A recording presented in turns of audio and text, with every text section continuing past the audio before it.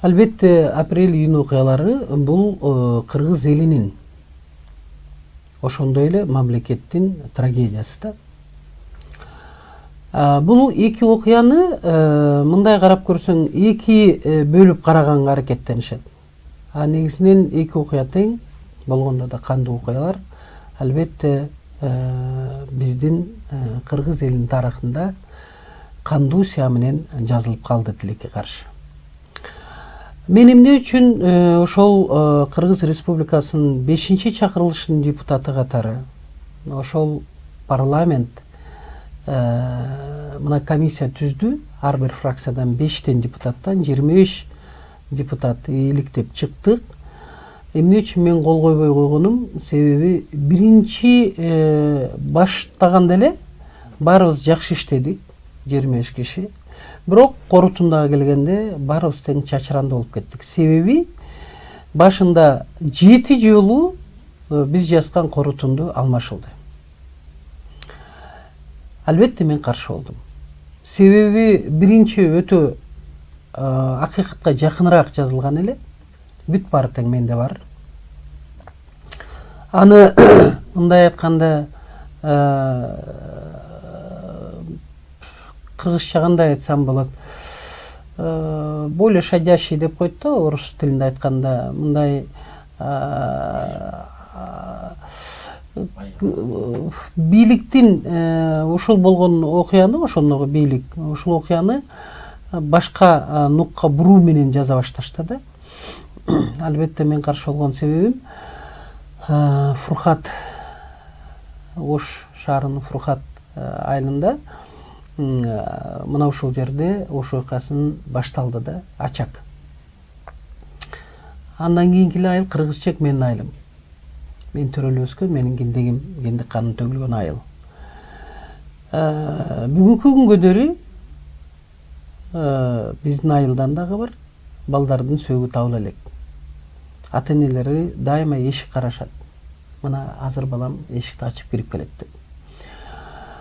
Мына ошондой кандуу окуянын 3-чү жолу кайталанышы түштүктө биздин республикабыздын.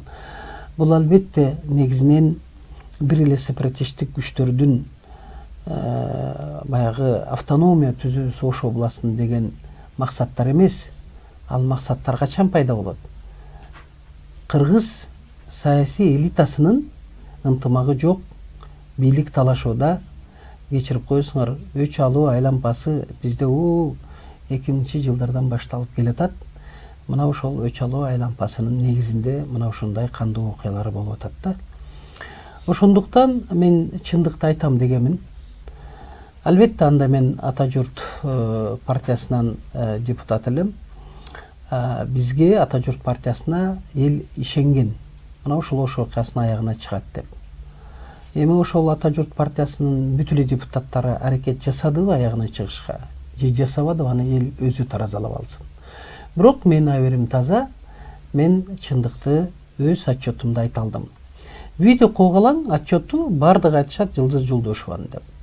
Негизинен бул 25 ошол комиссиянын мүчөлөрүнүн баарыбыздын топтолгон материалдарынын негизинен хронологиясы ошол 2010-жылы 10-июнда түнкү саат 12-де бая азан айтылып, анан өзүңөр билесиңер эмне болгонун, ошондон баштап аягына дейри көрсөтүлгөндө ар бир сааты, минутасы тең.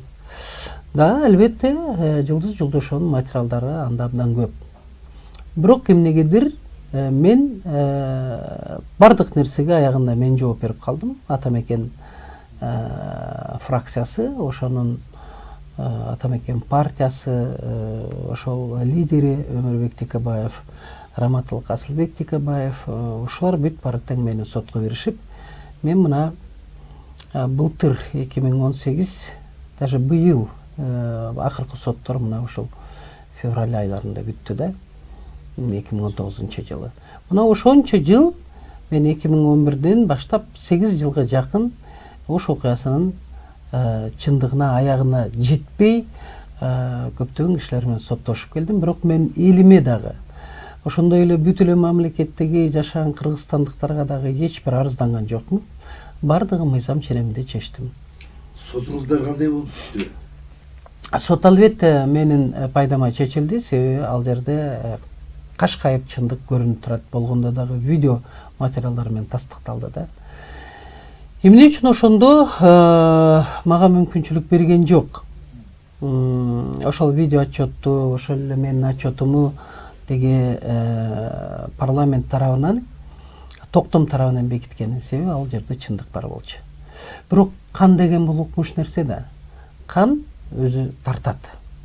Мына азыр көрүп атасыңар, кимдир күнөөлүү болсо чекесинен ошол шейит кеткен балдар бирден тартып атат. Мен ойлойм, ким күнөөлүү болбосун, убактылуу өкмөттүн айрым мүчөлөрү же болбосо кеткен президенттерби, балким башка күчтөрбү, кимдер болбосун албетте өз жазасын алат. Себеби шейит кеткен балдардын арбагы алар акыйкатты тапмай сайын мына ушундай изденишет экен дагы күнөөлөрдү бирден чоң кырсыкка алып келе берет экен. Мен ойлойм, эгерде мыйзам ченеминде алар жооп бербесе, Кудайдын мыйзамы бар, ошол мыйзам аркылуу жооп беришет деп.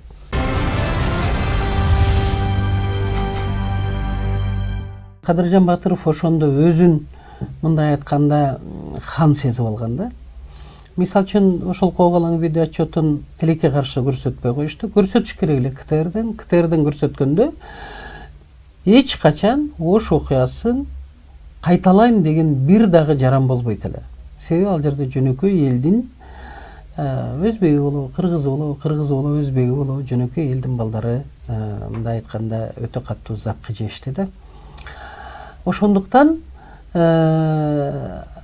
Кадыржан Батыров баары менен сүйлөшкөн. Отунбаевадан баштап баары менен сүйлөшүп, элдин баары ачык эле айткан. Алар группа болуп келишип, Инамжан Абдрасулов, Карамат Орозбеков, берки Жалалидин Салахиддинов, берки Алишер Сабировтар баары болуп келишип, Промдун өкүлдөрү менен жолугушуп, башкалар менен жолугушуп, убактылуу өкмөттүн мүчөлөрүнүн көбү менен жолугушуп, алар ачык эле сурашкан. Алар эмнени сурашкан? Автономия кылып бересиң Ош областынын айрым теги райондорун, ал райондор боюнча өзүңөр билесиңер, 90-жылкы Коогалаңда дагы ошону сурашкан. Анда алардын аталары бар болчу. Алар сепаратисттин балдары, кийин сепаратист болду. Тилекке каршы ошол сепаратисттин балдары кийин конституцияны реформалоодо дагы мына ошолор конституциялык кеңешмеге мүчө болуп киришкен. Аны дагы мен тастыктап бердим. Алардын суранганы автономия, экинчиси өзбек тилин государственный тил, кыргыз тили, официалдуу тил кыласыңар орус тили менен барабар деп. Үчүнчүсү албетте алардын дагы бир талабы 30% соттордо мындай укук коргоо органдарында өзбек жарандары болсун деп, ошону менен бирге алар бардык мамлекеттик кызматтарда 30% өзбек жарандары болуш керек деген талаптарды коюшкан. Бул талаптарды койгонун өзүңөр билесиңер, Ош областынын замначальник УБУД болуп иштеген Закир, азыр фамилиясы эсимден чыгып атат. Өзү да өзбек улутундагы жигит. Мына ошол дагы видео тасмада тастыктап берип атат. Мына ушул убактылуу өкмөттүн мүчөлөрүнө мына ушундай талаптарды койгон. Мен комиссиянын мүчөсү катары Роза Отунбаеваны дагы биз комиссиянын мүчөлөрүн сурап атканда, алар жок, аны сураган эмес деп жооп беришкен. Ал эми өздөрү Кадыржан Батыров, Инамжан Абдрасулов, мен Инамжан Абдрасулов менен 14 майда жолукканмын, 2010 жылы. Кашкар кыштакта мен чогулуш кылып, мына ушундай бир жаман ойлор бар экен, сепаратисттик күчтөрдүн, убактылуу өкмөттүн мүчөлөрү бийликти алышты. Бирок ошол бийликти мындай айтканда алар эми ачыгын айтыш керек да, ошол мезгилде абдан портфель талаш болду да.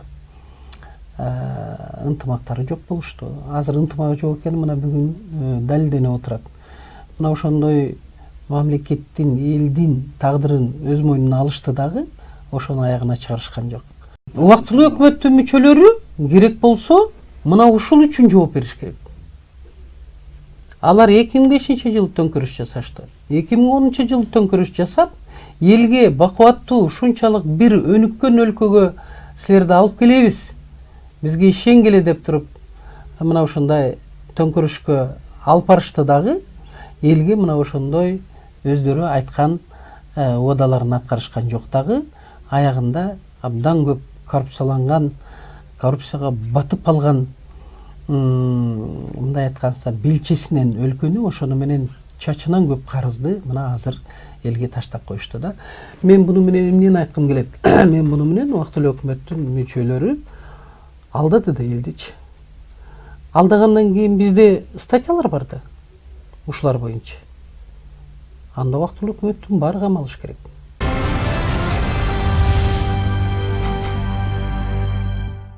Убактылуу өкмөттүн бийлигин түштүк эл кабыл албай койду, ачык айтыш керек. Жергиликтүү бийлик да кабыл албады. Анан ошонун кийин алар тигилерден жардам сурайт. Өзбек улутундагы коомдук ишмерлерден, мына ушундай сепаратисттик күчтөргө тиги көз карашы жакын адамдарды. Кадыржан Батыров, Инамжан Абдырасулов, Жалалдин Салахиддинов, Карамат Абдуллаев алар мисалы үчүн Сабиров атындагы мектепке келишип Ошто чогулуш өткөрүп атат. Ошондо Кадыржан Батыров ачык айтып атат. Мына биз 20 жыл күттүк деп. Биз дагы маза кылып жашашыбыз керек дейт. Азыр убактылуу өкмөт бизге күнү түшүп атат дейт. Анда биз да өзүбүздүн шарттарды коюп туруп дейт. Биз дагы дейт саясий бүт иштерге кегилишип, аралашып Кыргызстанда дейт керек болсо биз койдук дейт. 5-6 маселени ошону чечип беришсин дейт. Ошондо биз дагы дейт алар менен кызматташалы деп атат. Көрдүңөрбү? Ал болгон сөзү кандай, эмне себептен? Мына ошону ачык айтып койду да. Мен айтайын дегеним, убактылуу өкмөттүн мүчөлөрү албетте өтө жаман иштерди кылышты. Мен ошол мезгилде да айттым. Ал үчүн абдан чоң куугунтукка алындым. 42 жолу текшерүүдөн өттүм. Аварияда болдум. Анысы эми бир Кудай билет. Ким эмне себептен болду? Бул кырсыкпы же чын деле мына ушундай авария кылыштыбы? Балдарым көп запкы жешти. Абдан оор күндөрдү баштан өткөрдүм, бирок мен мүнөзүм боюнча бирөөгө арызданбайм. Кимиси болбосун, мен күрөшүүгө даярмын. Күрөшүп да келдим да. Ошон үчүн убактылуу өкмөттүн мүчөлөрү сөзсүз түрдө өздөрүнүн баасын алыш керек. Кимиси канчалык деңгээлде күнөөлүү. Бирок ачык айтып келгенде баары күнөөлүү. Себеби ошол мезгилде мамлекеттин, элдин жүгүн мойнуна алышкан.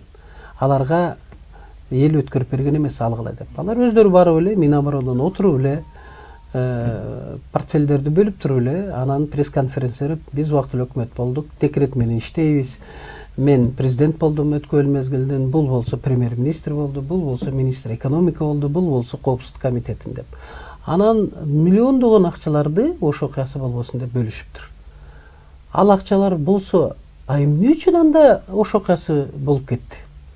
Ал акча каерге жетти, кимге жетти, каерде токтолду? Мисалы үчүн Сариевдин берген отчету боюнча кечирип коесуңар, $1000 эмес, миллиондогон долларды алышкан.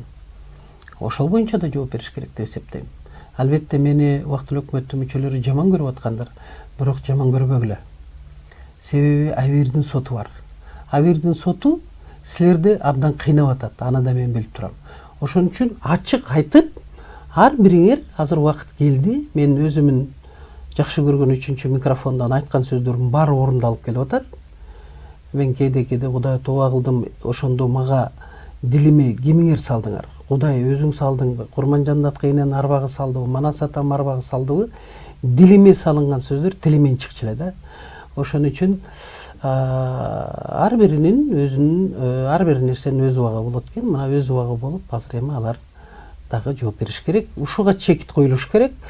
Ал бир эле жазалоого алып келбей турган болуш керек. Керек болсо, бирок ал чындык өзү эмне үчүн айтылыш керек? Чындык айтылыш керек, ошол кылмыш экинчи кайталанбаш үчүн.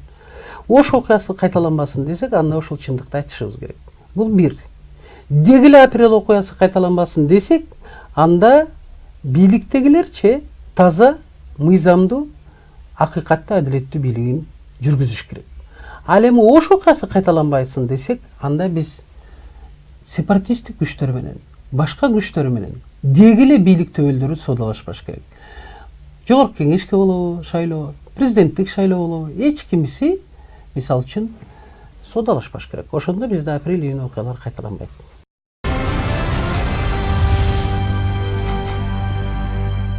Роза Отунбаева алдын ала билген Ош окуясы боло турганын. Себеби мен 14 майда учуп барып 2010 жылы Ошко, 18 майда кечинде учуп келдим. 19 майда мен анын кабинетинде болдум, тилекке каршы 19 май 2010 жылы аны өткөл мезгилдин президенти катары декрет менен шайлап атышыптыр. Мен ачык айтып атам, Роза Исаковна, албагын сен ушул өткөл мезгилде 1,5 жылга бийликте депчи. Кандуу окуя болот, Ош окуясы болот, өзбектер өзү айтып атат. Себеби мен вице-президент Общество дружбы Кыргызстан-Өзбекстан, кыргызы да өзбеги да айтып атат, мен Оштун кызы болом. Черный роза деген атка коносуз депчи, албаңыз эже депчи. Ошентсем ал ВЧ деген телефондор бар. Ошолор менен звонок этип, бардыгы менен кимдер менен сүйлөшүп атты. Мына Жылдыз Айтибаевна айтып атат. Эми Жылдыз Айтибаевна деп бир туруп ошентип, бир туруп Жылдызка деп айтып атат. Теги Ош окуясы болот деп атат. Жок, теги бу деди. Атамбаев менен сүйлөшөйүн десем, ошол мезгилде ал киши кабыл алам деп кабыл алган жок. Текебаев болсо, естественно, күлүп туруп басып кетип калды. Мен ага айттым да, Өмүрөк Чиркеш, немеңде атышуу болуп, айрым жарандар өлүп кетти, өз кичимекенинде жаллап атты депчи. Токтоткула депчи, бул чоң нерсеге алып келет, чоң трагедияга алып келет деп. Каптагаев чуркап жүрөт декрет менен. Дөшөбаев менен сүйлөшөйүн десем, менин замым бар, ошону менен сүйлөшүңүз деп койду. Бекназаров менен Сариев өзүнчө четте туруп сүйлөшүп атышты. Эми мына ошону жалган дей турган болсо, алардын аберине койдум. Мына ошол азыр деле көрүп турам кандай картина болгон 19 май 2010 жылы. Мен ачык айтып атам, болот Ош окуясы деп. Экинчиси, мен 2-июнда кирип айтып атам. Роза Исаковна, мына жакын арада бир неделянын ичинде болот экен деп. Ал киши дагы мындай айтканда укпай койду да. Вернее, мага эмес, башкаларга ишенди да, өзүнүн соратниктерине. Ошону менен бирге Роза Исаковна менин сунушумду четке коюп койду. Жалал Абадтан чрезвычайный ситуацияны албашыңар керек эле. Комендантский часқа алыш керек эле. Ошко киргизгиле. Национальный гвардия менен Минобороны жөнөткүлө. Ошондо бул окуя болбойт десем, ал мынтип айтты. Силер ушул же болбосо башка бир күчтөр биздин бийликти алып койт деп. Аларды бийлик мындай айтканда беспокоить этти да, элдин тагдыры эмес. Мен ошого бүгүнкү күнгө дейин эжеге абдан капамын. Аял энебиз да биринчи иретте. Ошон үчүн видео отчет койгулаң. Бул көпчүлүгү менин материалыман. Ким жасаганын билбейм, бирок Жылдыз Жолдошованын видео отчеты болуп тарыхта калып калды. Калса кала берсин. Бирок менде андан да башка материалдар бар да. Мен ошол материалдарды чыгарсам жаман болот. Аны чыгарбай, мындай чындыкты аз-аздан чыгыш керек да. Ошол Мыктыбек Сүпич Абдылдаевдин жакшы бир сөзү бар да, мен ал агайды аябай сыйлайм. Чындык менен кошо канжар кошо чыгат деп. Канжар чыкканда эмне болот? Кан төгүлөт. Ошон үчүн убактылуу өкмөттүн мүчөлөрү албетте айрымдары бар эмес. Мен ойлойм, өздөрүнүн канча күнөөсү бар. Эми биз билебиз, алар айтып деп элдин алдынан кечирим сурап, өзүн актап алышсын. Актап алышпаса, азыркы бийликпи же кийинки бийликпи сөзсүз түрдө бул маселени козгойт. Мындан эч ким качып чыга албайт.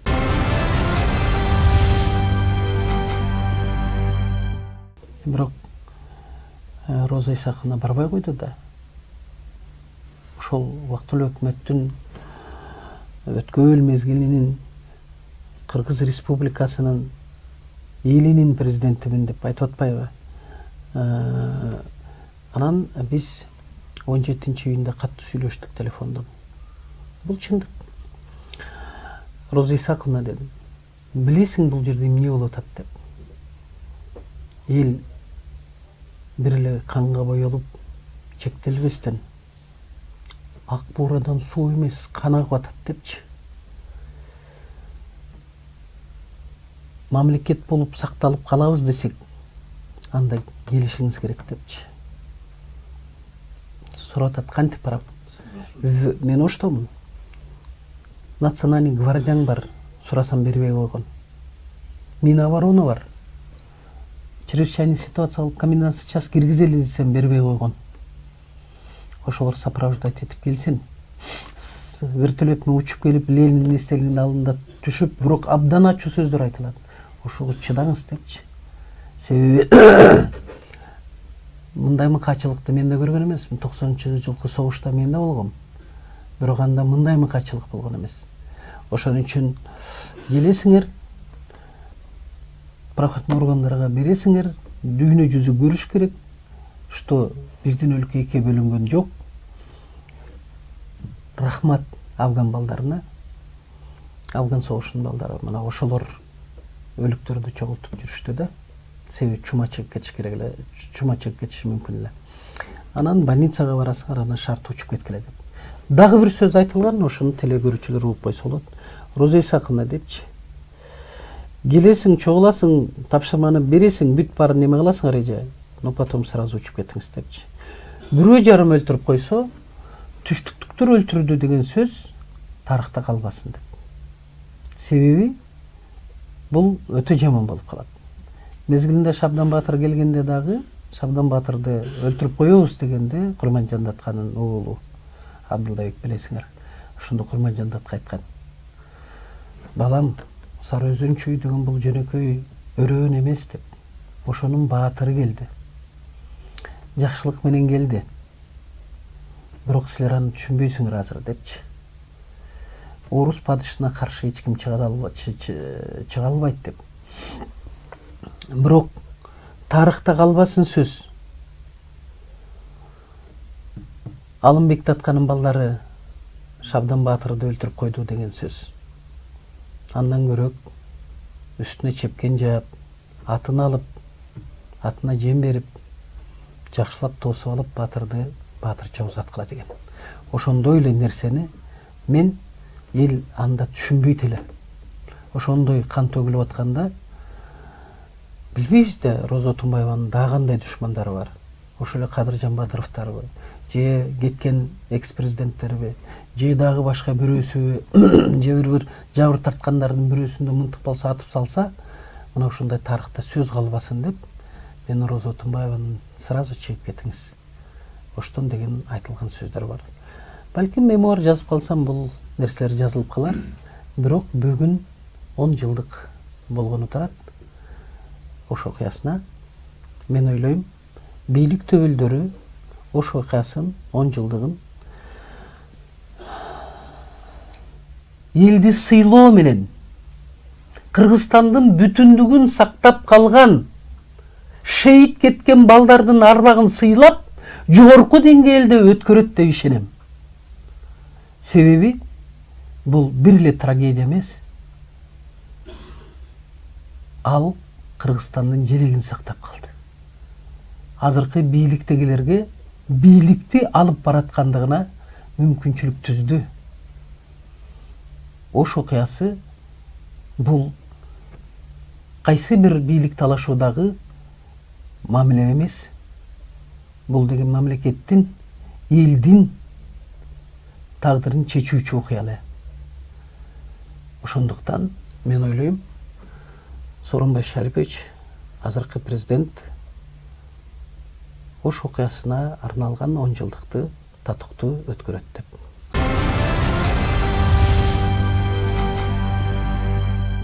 Убактылуу өкмөттүн мүчөлөрүнүн тилекке каршы мынандай ушундай бир чоң моралдык күнөөсү бар. Алар өздөрү эле переворот жасаганга өлкөнү алып келип коюшуп, эл эмес өздөрү тандашып, ошол убактылуу өкмөттүн ичинен Бакиев тап келип президент кылышты, кийин Атамбаев тап келип президент кылышты. Кийинчерээк барып туруп мына азыркы президентти Сооронбай Жээнбековду мына ушулар баары эле макулдашылып колдоп атышпайбы? А бирок алып келгенден кийин анда жардам берип иштеш керек эле да. Жок, мага ушул портфель жетпей калды деп кайрып оппозиция болуп, кайрып тиги өздөрүнүн соратнигин өздөрү алып келген кишини кечирип койсоңор, анын ишенимине кирип көпчүлүгү коррупциялык жолдорго барышыптыр. Бир сөз менен айтканда элдин байлыгын тоношкон да. Азыр эми мен мисалы үчүн мындай айтканда таң калып да калбайм, эгерде ушул күндөрү же кеч күздө ошол убактылуу өкмөттүн 7 мүчөсү баш болуп Сооронбай Жээнбековго каршы чыгышса. Же булардын жакшы сөздөрү бар го, көнүп калган Бакиев кетсин, Атамбаев кетсин, анан кийин Сооронбай Шарипович Жээнбеков кетсин деп кайрып эле өздөрү чыгышса, мен таң калбайм. Бирок мына ошондой дагы бир жолу өлкөнү ушундай бир турбулентность десем бул жеңил айтылган сөз болот. Мына ушундай кандуу окуяга дагы алып келем десе, анда жаңылышат убактылуу өкмөттүн айрым мүчөлөрү. Себеби менин байкашымча, алар мына ушундай бир кандай десем, өздөрү мүмкүнчүлүк алган эле 2010-жылы, 2005-жылы өлкөнү оңдоо боюнча аванс берген эле эл, ошону оңдой албай коюшту дагы. Алар сындап келүү менен чектелбестен радикалдуу мындай айтканда кадамдарга да барып атышат да. Ошон үчүн мен убактылуу өкмөттүн мүчөлөрүнүн баарына, Роза Отунбаевадан баштап, бардыгына тең айтат элем, абайлагыла депчи. Абайлагыла. Элдин, мамлекеттин тагдыры силерге оюнчук эмес депчи. Ошон үчүн сөзсүз түрдө убактылуу өкмөттүн мүчөлөрүнүн баарынын тең моралдык, юридикалык жактан кандай баа берилиш керегин кайрадан карап чыксын анда. Эгерде биз ак барактан баштайбыз десек, анда апрель окуясын карап чыгышты, коррупцияга малынгандарды карап чыгышты, анда ош окуясын да карап чыгышты. Бул бир. Экинчиден, убактылуу өкмөттүн мүчөлөрү ачыгын айтайын, мага рахмат дешсин. Ошол видео отчет коогалаңда, эгерде биз ошол чындыкты көрсөтө албаганыбызда, анда Отунбаева чакырган, албетте Өмүрбек Текебаевдин рекомендациясы менен, баягы Келүнин деген бар эле го, эл аралык комиссия, алар кыргыздарды, кыргыз мамлекетин геноцид кылды деп, анда убактылуу өкмөттүн баары тең Гага сотуна барат эле. Балким барып калышы мүмкүн. Ал маселе да чечилген жок. Ал маселе дагы бүгүнкү күнгө дейин ачык турат да.